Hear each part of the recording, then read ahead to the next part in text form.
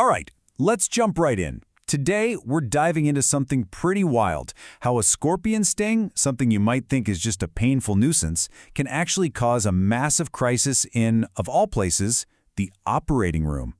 We're going to uncover this hidden anesthetic challenge. So, get this. Every single year, we're talking about 1.5 million scorpion stings happening around the world. For people in places like Latin America, the Middle East, and India, it's a daily reality.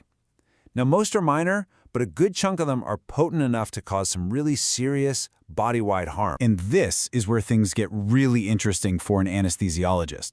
Because for them, a patient who's been stung by a scorpion doesn't just present one problem. It's a potential dual threat.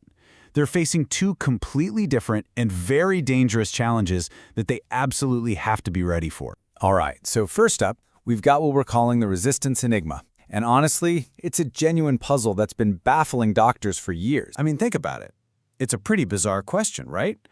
Why on earth would a sting that you got months, maybe even a year ago, suddenly make a standard modern anesthetic just not work?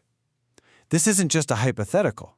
It's a real clinical problem that can put a patient in a really scary spot. So, okay, how is that even possible? Well, it all comes down to these tiny things in our nerve cells called voltage-gated sodium channels. The best way to think about them is like little gates. Anesthetics work by locking these gates shut, which stops pain signals from getting through. But here's the kicker. Scorpion venom attacks the exact same gates. The leading theory is that the venom actually damages or changes the shape of these gates for a long, long time. So when the anesthetic key comes along, it just doesn't fit in the lock anymore. And look, this isn't just some wild theory. We've got the data to back it up. A really important study by Halbe and his colleagues found a much, much higher rate of failed spinal anesthesia in patients who'd been stung in the last year. You can see it right here. The difference is it's stark. This resistance is at its worst in that first year, but some doctors have reported seeing it last even longer. And the consequences of this, I mean, they're serious. Just imagine you're on the operating table. You're expecting to be totally numb and nothing. The block fails. That's incredibly distressing for the patient, and it forces the team into an urgent, unplanned switch to general anesthesia, which, comes with its own whole new set of risks. Okay, so that's challenge number one. But now we get to the second threat, and this one is even more intense, more acutely life-threatening. We're talking about the autonomic storm. So what exactly is an autonomic storm? Well, the venom's neurotoxins can basically hijack your body's fight-or-flight system, triggering this massive, uncontrolled flood of catecholamines, your stress hormones.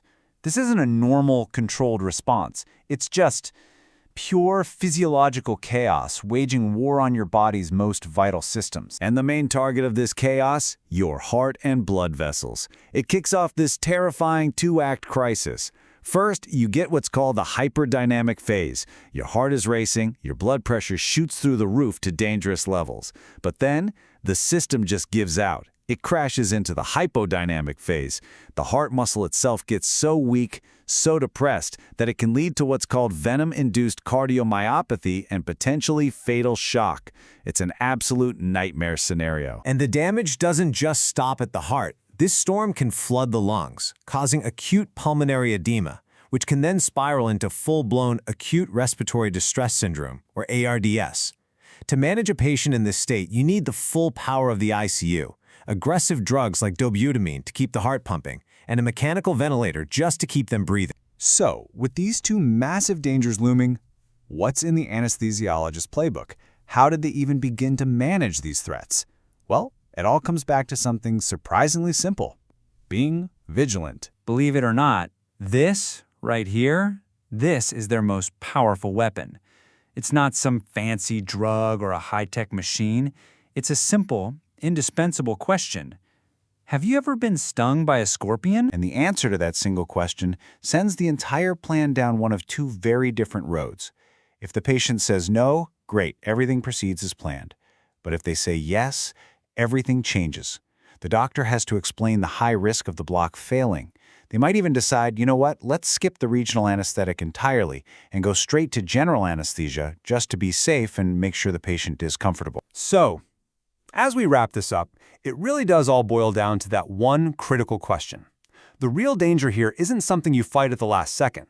It's something you prevent with a little bit of foresight. When you really look at it, whether you're trying to get ahead of a failed block or bracing for a potential autonomic storm, keeping the patient safe all hinges on what the experts call a high index of suspension.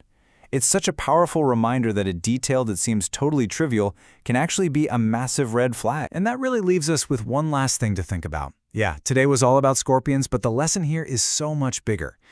It just makes you wonder, right? What other seemingly trivial details from our past, from our own lives, could be holding the key to our medical safety? Thanks for watching.